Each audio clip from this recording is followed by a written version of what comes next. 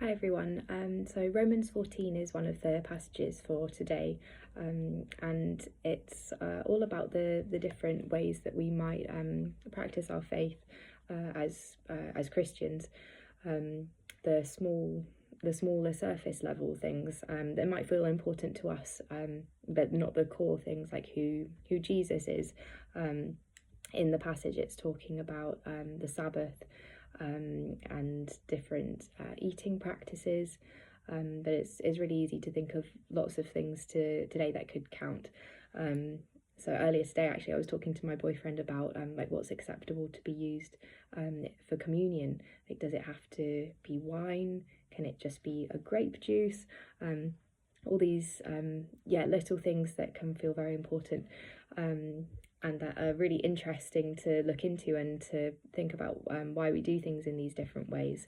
But the things that we shouldn't judge each other for doing differently, because it can feel like it's so important.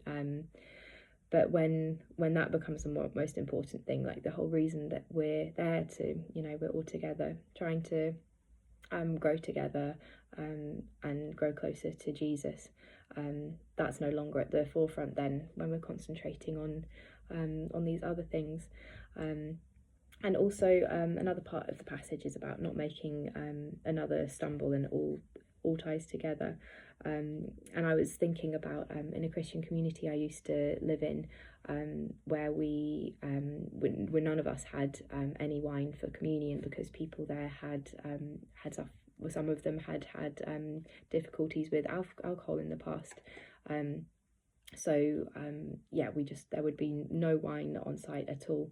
And I think, according to Romans 14, that's perfectly acceptable, because we're all brothers and sisters and we want to lift each other up and not get so tied down to these smaller details. And I think it's also about like the heart of it. Why are we doing these things? Does it draw us closer to God? And if it does, then that's okay, but it's all right if someone else doesn't do the same thing. And I think 1 Samuel 16, which is the other passage for today, I think there's a quote from it, and I think it kind of summarizes it nicely. The Lord said to Samuel, "Do not look on his appearance or on the height of his stature, because I have rejected him. For the Lord does not see as mortals see. They look on the outer appearance, but the Lord looks on the heart."